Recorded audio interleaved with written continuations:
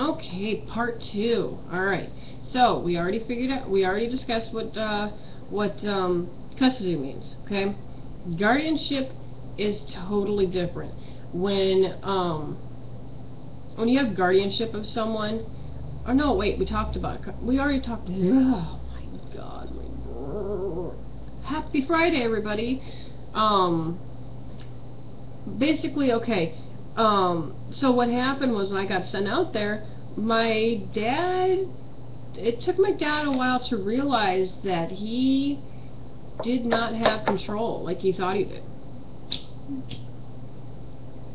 Actually, it took him until I was like in my early 20s and I sat him down and explained to him, look, I figured out the difference.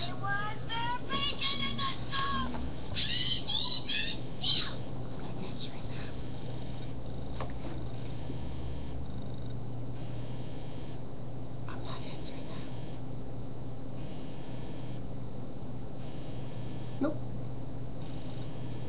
Leave a voicemail. Anyway. Really? Okay. Anyway. So. Anyhoozle. So, you know, I sat my dad down and I said, look, you know, I figured out the difference between custody and guardianship, and guess what, Dad? You didn't have any rights. The only rights you had were the rights to sign me off to Nebraska. And he was like, what do you mean? And I said, you gave up your guardianship years ago when I was 9 years old. And he was like, what do you mean? And I said, well, when you filled out all that paperwork and sent me to that group home when I was 9 years old, you also signed paperwork that said that the state of Ohio would take guardianship of me as well. And he was like, no, I didn't. I was like, yeah, you did. Somewhere down the line, you lost guardianship, and I think it happened when I was 9, not when I was 12. And he was like, well, what about that paper that I signed that lets you go to Nebraska? I said, that was the interstate compact. You had to sign that because you had custody. I said, you were basically saying, okay, it's fine for the guardianship to switch hands. That you, being the primary, you know, you had full custody because my mom was deceased, they basically were asking for your permission. It wasn't really like asking for your authorization, it was asking for your permission.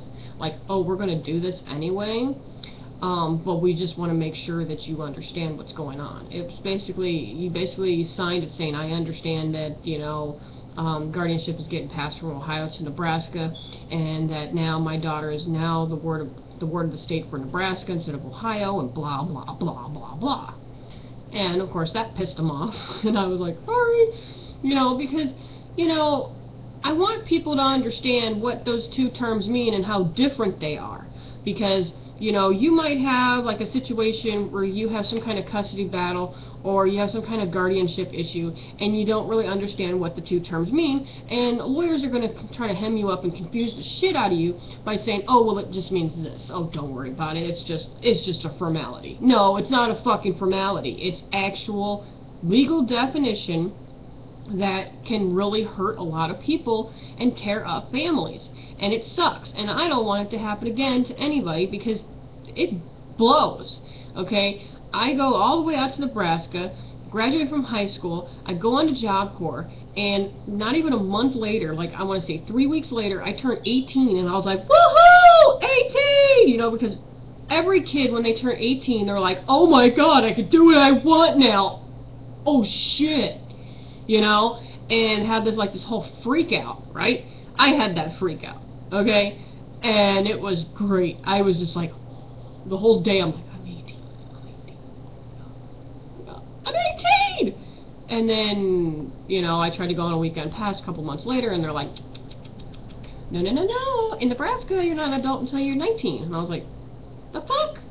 Because at 19, you can buy lotto tickets. Whoop-dee-doo. At 18, you can vote. Whoop-dee-doo. 21, you can drink. Oh, wow. You know, but 18's like the age where that's it. I'm an adult. I can vote. I can do what I want. I can own an apartment. I am free.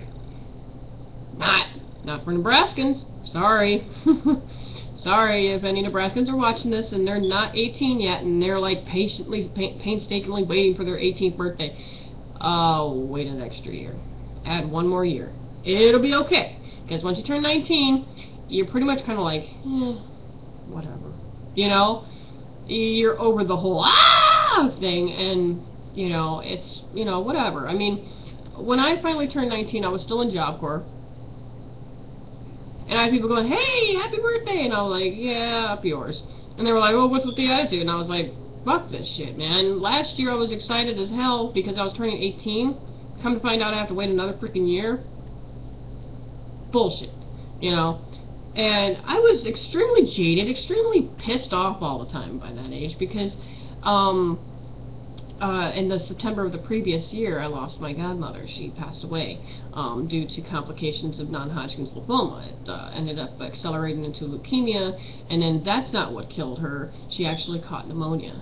And since her immune system was already, you know, it was just, you know, it was pretty swift. But she had been battling non-Hodgkin's lymphoma for like over 20 years, you know, for longer than I had been alive. So, I mean, you know, when you think about it, she was fighting that shit for over 2 decades, and nobody really knew the extent of the pain and suffering that she was going through because she hid it so well. She basically dived into caring for her family and giving her family love and support, and she was just a really, really wonderful person. And I'm truly blessed to have gotten reunited with her when I was 16. Because after my mom died, my dad kind of cut off communication with my mother's side of the family, which really hurt a lot of people. But at 16, or at age 15, I got a letter saying, "Hi, I'm your godmother," and I was like, "Oh, I vaguely remember you." And we finally met Christmas of I believe 95. And we just totally clicked, and her and I had the same birthday, and it still sucks to actually sit and realize that she is gone.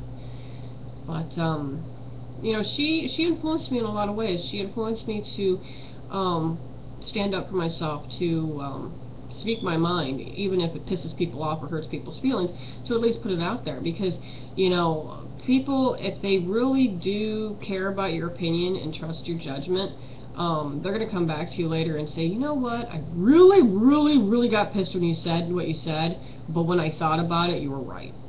And, you know, I don't give advice out very much anymore, because it's, you know, my life is screwed up enough. Why am I going to, you know, sit around and tell people how to live theirs, you know? It's just not me. But back in the day, people would ask me for advice on a lot of different things, and I would try real hard. To, you know, tell them, all this is what I think, you know, take it or leave it, 2 cents, it's yours, whatever. Yeah, I'm rambling my ass off. But, you know, essentially, I just want people to understand that there is a very big distinction between guardianship and custody. Because now, here's the thing of what's going on between, you know, with my dad's situation, okay? State of Ohio has guardianship of him. I'm just next of kin. That means nothing, according to the law, okay? They don't have to tell me shit. The only reason why they'll tell me anything is because, you know, the policies of the nursing home states that, you know, they have to inform the next of kin of any major emergencies, you know, and I'm not going to list examples because I'm kind of superstitious that way. I kind of think that's a little bit of a jinx if I do that, but, you know, whatever kind of like major holy shit thing, they'll contact me because that's in their policies, but they don't have to. That's the thing. You know, like the last time they called me, they said, "Oh, by the way, your father's on a feeding tube now because he lost the ability to swallow." I'm like, oh my God, is he okay? "Oh, he's just fine." Yeah, okay, he's just fine with a feeding tube down his throat? No, I don't think so. I don't think that constitutes somebody being fine or okay. But anyway, you know, but guardianship, state of Ohio, covers all of his medical bills.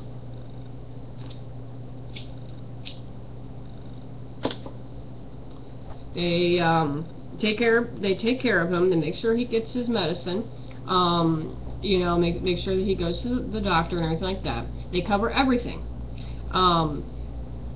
which is nice because I'm broker than a joke, and I wish I could take care of my father, but I can't. So, I mean, they're taking care of the costs, so, I mean, that's a plus. But But the price I have to pay is that I have no say whatsoever in my father's care. Like, I might know what his wishes are. State of Ohio's going to do whatever they want anyway. Like, I say, hey, you know, my dad actually prefers such and such. And they're like, yeah, well, that's good to know. And they do whatever. So, I just want people to understand that there's a difference. You know, and, you know, some lawyer tries to tell you some mumbo-jumbo, like, oh, you know, you have custody, it'll be alright, you know, you still have rights. No, you really don't.